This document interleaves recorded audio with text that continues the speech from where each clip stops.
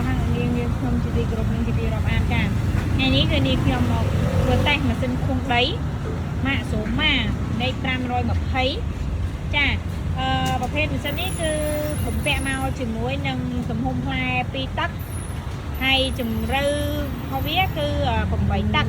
ហើយតិចទៀតគឺនេះខ្ញុំនឹងដាក់ផ្លែចូលមកហើយឆេះធ្វើតេស្តជូនញៀវដែលគាត់បានជឿពីខាងយើងខ្ញុំទៅ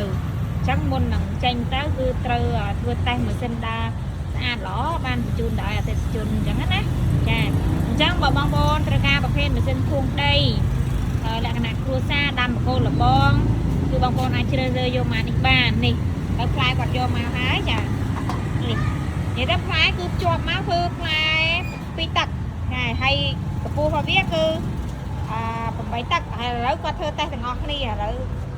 ថតតលើកផ្លែទិញសិនហើយយើងទៅឆេះធ្វើតេស្តម៉ាស៊ីនតែម្ដងនេះដំបូងទីគឺយើងត្រូវសបសាំងសិនបងទីត្រូវចាក់សាំងចាកំតាឡើងយើងចាក់សាំងហើយឥឡូវគឺតាបច្ឆេះគឺយើងសបសាំងបិទអែមួយហើយបើកុងតាក់ណាអត់បើកុងតាក់អត់ឆេះដែរបាទពេលឆេះហើយរុញអែចូលមកក្រោម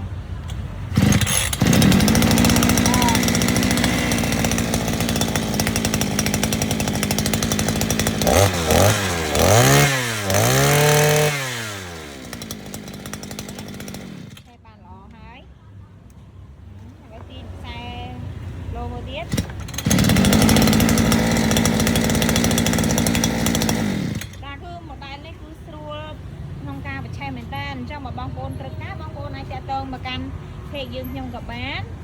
តាមលេខទូរស័ព្ទក៏បានចាតាមលេខទូរស័ព្ទលឿនណាហើយអរគុណច្រើនជំរាបលា